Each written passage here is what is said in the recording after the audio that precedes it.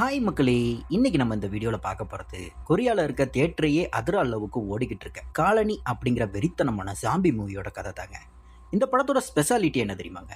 இதில் வர சாம்பிஸ்க நம்ம ஊர் சாம்பிஸுங்க மாதிரி மொக்கையாக இருக்குதுங்க. டைம் ஆக ஆக பயங்கர இன்டெலிஜென்ட்டாக மாறுதுங்க.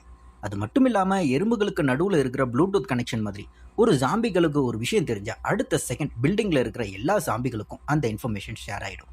இப்படிப்பட்ட அல்ட்ரா லெவல் ஜாம்பிக்கிட்ட இருந்து நம்ம ஹீரோயின் எப்படி தப்பிக்கிறா, வாங்க ஒரு சீன் கூட மிஸ் பண்ணாமல் வழக்கம் போல் நம்ம ஸ்டைலில் டீட்டெயிலாக பார்ப்போம்.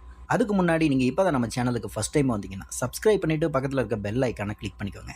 சரி, இப்போ வாங்க வீடியோக்குள்ளே போகலாம். இந்த படத்தோட ஆரம்பத்திலே நம்ம கதையோட மெயின் வில்லனான சியோக் அப்படிங்கிறவனை தானே காட்டுறாங்க. இவன் நேராக போலீஸுக்கு ஃபோன் போட்டு, ஹலோ, என் பேர் சியோக், நான் சேஸ் பயோ கம்பெனியில் வேலை செய்கிறேன். இன்னும் கொஞ்சம் நேரத்தில் டோங் போரி பில்டிங்கில் ஒரு பயோ டெரர் அட்டாக் பண்ண போகிறேன். அந்த வைரஸ்க்கான ஆன்டிடோட் மருந்து என்கிட்ட மட்டும்தான் இருக்குது அப்படின்னு சொல்லிட்டு அசால்ட்டாக அந்த மருந்தை தான் உடம்புலேயே இன்ஜெக்ட் பண்ணிக்கிறாங்க. கட் பண்ணால் அதே பில்டிங்கில் ஹான் அப்படிங்கிற ஒரு லேப் ப்ரொஃபஸர் வெயிட் பண்ணிக்கிட்டு இருக்கார். அங்கே நம்ம கதையோட மெயின் ஹீரோயினான ஜியோன் வர்றாங்க. ரெண்டு பேருமே கம்பெனியோட கான்ஃபரன்ஸ் ஹால்ஸ்க்கு போகிறாங்க. மேடையில் அந்த கம்பெனி சிஇஓ இருக்கார் பாருங்க, அவன் பேர் தாங்க கான். அவன் மைக்கை பிடிச்சி சீன் போடுறாரு. நாங்கள் ஒரு புது வைரஸ் கண்டுபிடிச்சிருக்கோம். பக்கவாதத்தில் நடக்க முடியாமல் இருந்த எலி இப்போ எப்படி ஓடுது பார்த்தீங்களா அப்படின்னு ஒரு வீடியோவை காட்டுறாரு. அதோடு நிறுத்தாமல் இந்த வைரஸ் மூலமாக மனிதர்கள் யாரும் வாயை திறந்து பேசவோ சாட் பண்ணவோ தேவையில்லை. எறும்புகள் எப்படி மைண்ட் வாய்ஸ்லேயே பேசிக்குமோ அதே மாதிரி மனிதர்களும் கம்யூனிகேட் பண்ணிக்கலாம் அப்படின்னு பந்தா விடுறாரு. இதை பார்த்த நம்ம ஹீரோயினுக்கு ஒரே டவுட்டு. அப்போ அந்த கூட்டத்தில் நம்ம வில்லன் சியோக் வந்து நிற்கிறத சிஇஓ காங் பார்த்துறாருங்க.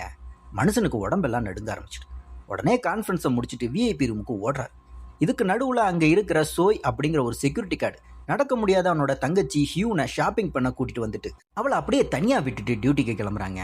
விஐபி ரூமுக்குள்ளே சியோக் நுழையிறான். டேய் காங், நீ மேடையில் உன் ஆராய்ச்சி மாதிரி சீன் போட்டியே, அது என்னோட கஷ்டம்டா அப்படின்னு சண்டை போடுறான்.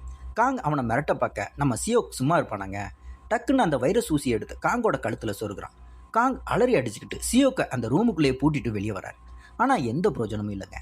கொஞ்ச நேரத்திலேயே மனுஷனுக்கு வெறி பிடிச்சி கண்ணெல்லாம் ரத்னமாகி சாம்பியா மாதிரி அங்கே இருக்கிறவங்கள கடிக்க ஆரம்பிச்சிட்டாரு. உடனே போலீஸ் அதிகாரி லீ தான் டீமோட அங்கே வராரு. நிலைமை மோசமானதை பார்த்துட்டு ஹெட் குவார்ட்டர்ஸுக்கு கால் பண்ணி பில்டிங்கை லாக் பண்ணுங்கடா அப்படிங்கிற மாதிரி சொல்கிறார். வெளியில் போலீஸ் பெரிய பஸ்களை நிறுத்தி பில்டிங்கை சுற்றி லாக் டவுன் பண்ணுறாங்க.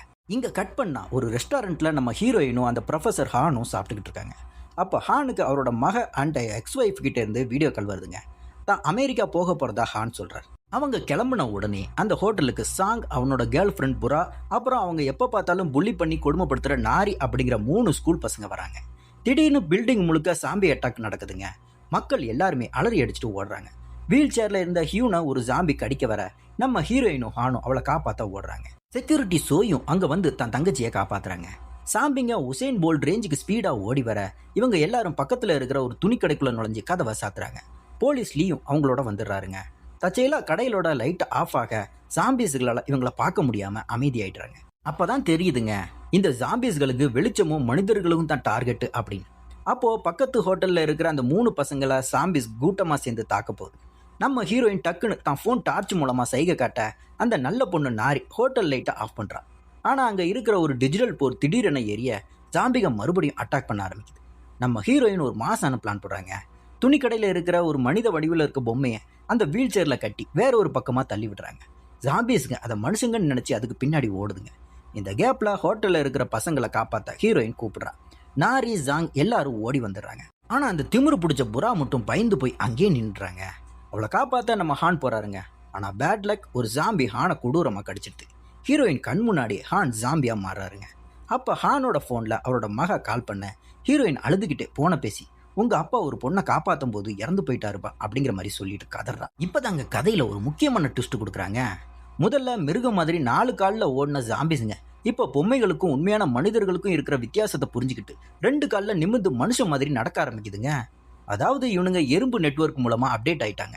போலீஸ் லீ சொல்கிறார், இந்த அட்டாக்குக்கு காரணமான ஜியோக் 3வது மாடி விஐபி ரூமில் இருக்கான். அவன்கிட்ட இருக்கிற ஆன்டிடோட்டை எடுத்தால் தான் நாம் தப்பிக்க முடியும் அப்படி. ஹீரோயின் மறுபடியும் ஒரு பிளான் போடுறாங்க. நாம் ஒரு பொம்மைக்கு பர்ஃப்யூம் அடித்து சாம்பிஸை ஒரு ரூமுக்குள்ளே வர வச்சு பூட்டிடலாம். நம்ம உடம்புல மண்ணெண்ணையை ஊற்றிக்கிட்டா நம்ம வாசனை அவங்களுக்கு தெரியாது.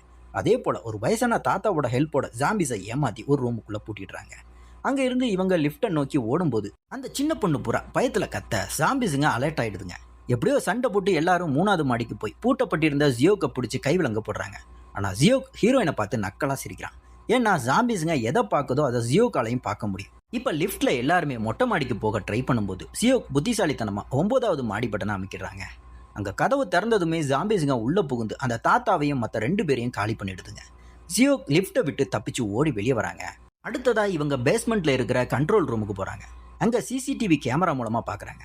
ஜியோக் நேரா ஃபர்ஸ்ட் சாம்பியா மாறின ஜிஇஓ காங் கிட்ட போய் தன்னை கடிக்க சொல்றாங்க. காங் கடிச்சதும் ஜியோக் இப்போ ஒட்டுமொத்த ஜாம்பிஸ்களையும் கட்டுப்படுத்தும் ஆல்பா ஜாம்பியா கெத்தா மாறுறாங்க. அதே மாதிரி இந்த பக்கம் கண்ட்ரோல் ரூம்ல இருக்கிற செக்யூரிட்டியோட தங்கச்சி ஹியூனை விட்டுட்டு மற்றவங்க தப்பிக்கலாம் அப்படின்னு சொல்லி போலீஸ் லீ சொல்றாரு. இதை ஜியோக் ஜாம்பிஸ் மூலமா தெரிஞ்சுக்கிட்டு ஜாம்பிஸை கண்ட்ரோல் ரூமுக்கு அனுப்புறாங்க. செக்யூரிட்டி ஜோய் தன் தங்கச்சியை காப்பாற்ற தனியா ஓடுறான்.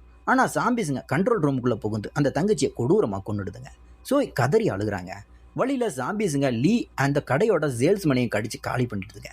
நம்ம ஹீரோயின், நாரி, புறா இவங்க 3 பேரும் ஒரு ரூம்ல தப்பிக்கிறாங்க. அங்கிருந்து ஹீரோயின் லீயோட போனை எடுத்து கவர்மெண்ட்டுக்கு கால் பண்ணி ஜியோக் எங்க கிட்ட தான் இருக்கிறான், ஆன்டிடோட் அவங்க கிட்ட தான் இருக்கு அப்படிங்கிற மாதிரி லொகேஷன் சொல்றான். இதை ஜாம்பிஸ் கேட்டுட்டு ஜியோக்கு மைண்ட் வாய்ஸ்ல இன்ஃபர்மேஷன் பாஸ் பண்ணிடுதுங்க. இதுக்கு நடுவுல அந்த ஆர்மி ஹெலிகாப்டர் பில்டிங் மாடியில வந்து இறங்குது. ஆனா அங்க வெயிட் பண்ணிக்கிட்டு இருந்த ஜாம்பிஸுங்க ஆர்மி வீரர்களை சட்னி பண்ணிடுதுங்க. அதே மாதிரி இங்க அரசாங்க ஆராய்ச்சி பிரிவில் இருக்கிற விஞ்ஞானி காங் ஜியோக்கோட வீட்டை செக் பண்ணும்போது தாங்க ஒரு சீக்ரெட் கண்டுபிடிக்கிறாங்க. அங்க ஜியோக் சோதனை செஞ்சிருப்பான்ல ஒரு சாம்பி குரங்கு, அதுல நம்பர் 1 குரங்கு கொன்னதுமே மத்த எல்லா குரங்கும் அப்படியே ஃப்ரீஸ் ஆகி நின்னுடுச்சுங்க. அதனால மனிதர்கள்ல முதல் ஜாம்பியா மாறின ஜிஓ காங்க கொன்னா எல்லாம் சரியாயிடும் நினைச்சு ஆர்மியை வச்சு காங்க கொள்றாங்க. ஆனா ஜாம்பிங்க சாகலங்க. இந்த பக்கம் ரூமுக்குள்ள இருக்கிற அந்த திமிரு பிடிச்ச புறா இருக்கா பாருங்க, பயத்துல நாரிய ஜாம்பி பக்கம் தள்ளி விட்டு தப்பிக்க பாக்குறான். அதனால ஜாம்பிகளால நாரி கடிப்படுறாங்க. நாரி ஜாம்பியாவும் மாறுறான். ஜியோ நக்கலா சிரிச்சுக்கிட்டு இவள்கிட்ட மன்னிப்பு கேட்கணும்னு நினைச்சேனே, இப்போ கேளு அப்படின்னு நாரியை விட்டு புறாவையும் கடிக்க வைக்கிறான். இப்போ புறாவோட கதையும் முடிஞ்சிருச்சு. அடுத்தவங்களுக்கு கெடுதல் நினைச்சா இப்படித்தான் ஆகும்னு காட்டுறாங்க போல தெரியுதுங்க. செக்யூரிட்டி ஜோய் ஜாம்பிஸோட வெறித்தனமான சண்டை போடுறாங்க. அவனோட உடம்புல ஜாம்பிஸோட வெள்ளை தரம் ஒட்டி இருக்கிறதால ஜாம்பிஸுங்க அவனை கடிக்கல. ஆனா ஜோயோட தங்கச்சி ஹியூனை அங்க வர வைக்கிறான். பாசத்தால ஜோய் கத்தியை கீழே போட அந்த ஜாம்பி தங்கச்சி அதே கத்தியால தான் அண்ணனான ஜோயை கொன்னுடுதுங்க. ஹீரோயின் தப்பிச்சு ஒரு ரூம்ல மறையும் போது விஞ்ஞானி காங் கிட்ட இருந்து கால் வருது. ஹீரோயின் சொல்றான், மேடம் நம்பர் 1 காங் கிடையாது, ஜியோ காங்க கடித்து வச்சதன் மூலமா இப்போ அவன் தான் நம்பர் 1 தலைவன், அவனை கொன்னாதான் ஜாம்பிஸ்க சாங்கும் அப்படிங்கிற மாதிரி சொல்றாங்க. வெளியே ஆர்மி வண்டியில இருக்கிற ஜியோ தான் ஜாம்பிஸை வச்சு ஆர்மி வீரர்களை சுட வச்சு வெளியில போராட்டம் நடத்திக்கிட்டு இருக்க மக்கள் எல்லாரையும் ஜாம்பியா மாத்துறாங்க. அதே மாதிரி நம்ம ஹீரோயினும் அந்த இறந்த ஜாம்பிஸோட வெள்ளை திரவம் தடவுன துணிகளை போட்டுக்கிட்டு மாசா ஜாம்பிஸ் மத்தியில நடந்து வரா. ஒரு காரை எடுத்துக்கிட்டு வந்து ஜியோக் மேல மோத ட்ரை பண்றான். அப்பன்னு பார்த்து நம்ம ஹீரோயின் புத்திசாலித்தனமா தான் மேல இருந்த ஜாம்பிஸ் துணியை ஒரு ஜாம்பி மேல தூக்கி போடுறா. இதனால கன்ஃபியூஸ் ஆன ஜாம்பிங்க எறும்புகள் குழப்பம் அடைஞ்சா எப்படி வட்டமா சுத்துமோ அதே போல வட்டமா சுத்த ஆரம்பிக்குதுங்க. ஜியோக் கண்ட்ரோல் மொத்தமா போயிடுது. அங்கிருந்த ஒரு பஸ்ஸோட விளம்பர போட மனிதர்கள் நினைச்சு ஜாம்பிஸ்ங்க அட்டாக் பண்ண ஓட நடுவுல நம்ம வில்லன் ஜியோக் மாட்டிக்கிறான். அந்த டைம் அங்க ஒரு மிகப்பெரிய தீ விபத்து நடக்குதுங்க. அந்த தீ விபத்துல ஜியோக் பயங்கரமா எரியறான்.